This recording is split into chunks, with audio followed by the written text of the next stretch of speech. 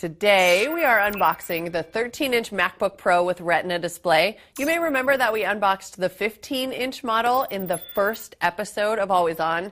Back then, we had to borrow the one that the Labs guys from New York got, but now we have enough money to buy our own. It has my name on it. Packing list. All right, and I'm coming up in the world because I still have my box cutter with my name on it. Let's check it out. MacBook Pro. That's a pretty heavy box, I'm not gonna lie. Feels pretty beefy.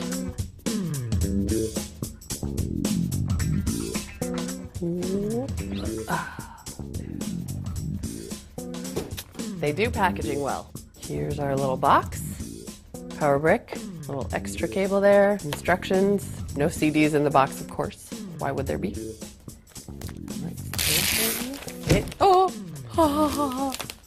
This is heavy. I mean, it's not that heavy, but it feels heavy compared to an Air because it's a 13-inch laptop and we've all kind of gotten used to that really Air size thing. It's a much beefier laptop, definitely has that Pro feel. Oh, yeah, ooh, okay. Let's open it up and see if it can come on so we can check out the Retina display. While I get it all set up, let's do the specs. The MacBook Pro with Retina display starts at $1,699 and it goes up rapidly from there. It has that 2560 by 1600 display, which looks pretty darn good. The base model has a 2.5 gigahertz dual-core Intel Core i5 processor with 8 gigs of onboard RAM. The base model has a 128 gig solid-state flash drive. You're probably not going to want that considering that you're likely a photographer if you're the MacBook Pro Retina's target market. You'll want to upgrade to 256 gigs for an additional $300. There's also a 512 gig option or 768 gigs. That one will cost you an additional $1,300. The MacBook Pro weighs 3.57 pounds. It has a 720p FaceTime HD camera. That looks very nice.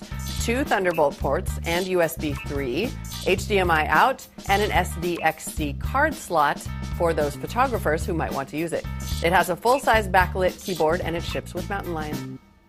I was curious about the weight of this thing, so I brought down the 13-inch MacBook Air to compare, and I have to say that they actually feel pretty similar in weight, and the MacBook Pro is a little more compact than the Air. Look at that. It's like a little bit wider because of all that skinny bezel, I guess.